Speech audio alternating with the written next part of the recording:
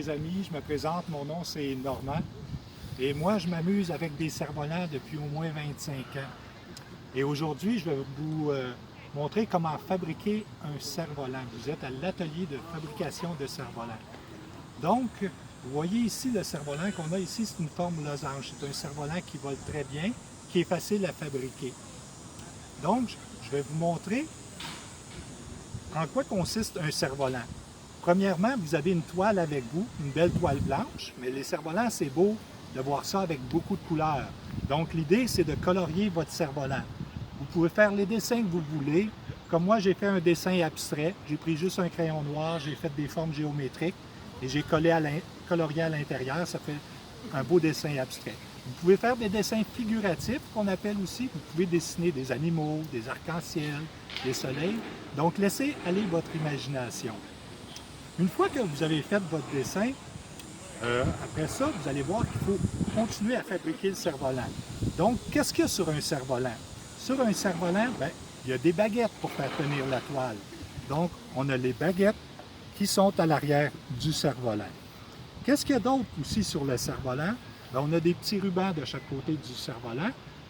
Ça, c'est des petits rubans décoratifs qu'on va ajouter au cerf-volant pour donner de la décoration. Ensuite de ça, on a une grande queue ici, un long ruban. Ça, c'est pour aider au cerf-volant à bien voler, à stabiliser le cerf-volant.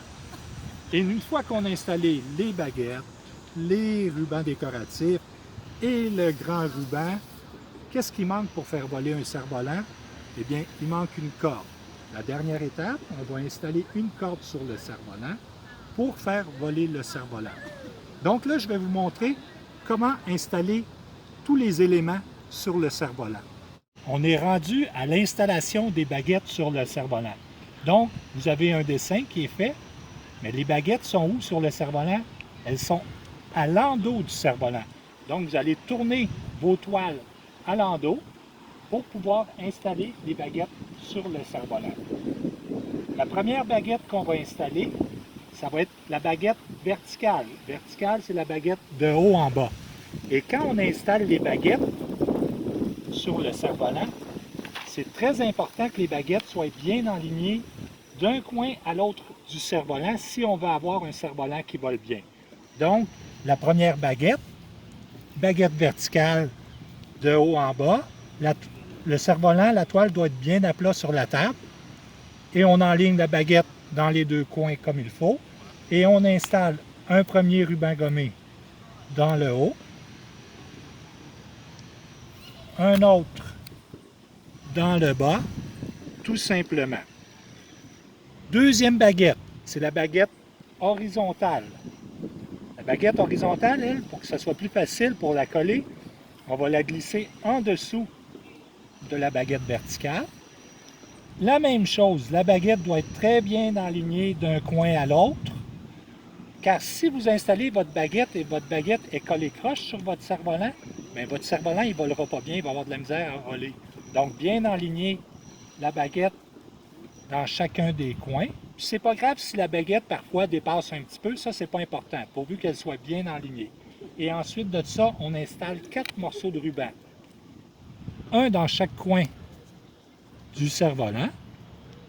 Toujours faire attention pour pas que les rubans dépassent, parce que vous allez coller, si votre ruban dépasse du cerf-volant, vous allez coller votre cerf-volant sur la table. Donc, un autre ruban dans l'autre coin. Et on installe aussi 2 petits rubans de chaque côté du trou, dans le milieu du cerf-volant. Ça, c'est l'endroit où on va attacher la corde à la fin. Donc, de chaque côté du trou. Ça, c'est pour empêcher la baguette de bouger, comme ça ici. Donc, ça, c'est l'étape la plus importante dans la fabrication d'un cerf-volant. Si vos baguettes sont bien alignées comme ça, vous allez avoir un cerf-volant qui va très bien voler à la fin. L'autre étape, les rubans décoratifs. Tous les rubans aussi décoratifs s'installent à l'endos du cerf-volant. Donc, vous allez avoir des petits sacs avec des couleurs de rubans différentes. Vous pouvez prendre 2 couleurs pareilles ou 2 couleurs différentes.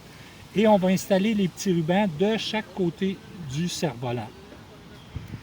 Je fonctionne comme ça pour que ça soit facile pour installer le petit ruban. Je prends mon ruban adhésif, j'en colle le ruban adhésif à moitié sur le ruban de couleur. Et ensuite de ça, je peux coller mon petit ruban sur le côté du cerf-volant. Et on installe les petits rubans, un de chaque côté du cerf-volant. Par la suite, on a un autre grand ruban, comme je disais tantôt. Ça, c'est la queue du cerf-volant. C'est ça qui aide le cerf-volant à bien voler dans le ciel. Donc, le ruban, on peut le plier en deux. Et si les deux bouts ne sont pas égales dans le bas du cerf-volant, du ruban, c'est pas très important. Et on peut coller le ruban très long aussi si on veut. C'est à votre choix. Mais souvent, c'est très beau quand le ruban est plié en deux. Ça donne deux rubans dans le ciel qui bougent dans le ciel. Donc, on fonctionne de la même façon. Pour coller le long ruban, je vais coller le ruban sur mon ruban de couleur, à l'endroit où on a plié le ruban de couleur. Et je colle mon ruban gommé à moitié sur le ruban. Et l'autre moitié, je vais coller complètement dans le bas du cerf-volant. Pas dans le milieu, ici ou là, complètement dans le bas du cerf-volant. Voici comme ça. Donc, une fois que votre cerf-volant est fabriqué comme ça, qu'est-ce qui manque au cerf-volant pour le faire voler? Eh bien, il manque une corde. Vous voyez ici que toutes les baguettes et les rubans de couleur sont collés à l'endos du cerf-volant. Mais la corde est attachée où, elle? Elle est attachée par le devant. Donc, quand on fabrique un cerf-volant, quand le cerf-volant vole, toutes les baguettes et les rubans à l'arrière du cerf-volant et la corde est attachée par le devant. Donc, une fois que votre cerf-volant est fabriqué, on tourne notre cerf-volant pour voir notre beau dessin. Et puis, tout le monde va avoir chacun un dévidoir avec une corde dessus. Ça, on appelle ça un dévidoir. Et j'ai la corde ici. Sur chacune des cordes que vous avez, il y a un petit anneau ici. Je vais vous montrer à quoi sert le petit anneau tantôt. L'important, là, c'est d'attacher notre corde sur notre cerf-volant. Comment je vais faire ça? Vous voyez qu'en installant les deux baguettes sur le cerf-volant, j'ai fait comme un petit carreau de fenêtre ici. Et là, ce que je vais faire, je vais prendre le bout de ma corde et je vais l'enfiler dans un des carreaux de la fenêtre, n'importe quel carreau. Là, je prends celui du bas comme ça et je dois enfiler ma corde en arrière des deux baguettes et je vais ressortir la corde de l'autre côté en diagonale, dans l'autre fenêtre en diagonale, de l'autre côté de la fenêtre, voyez-vous, chaque côté comme ça.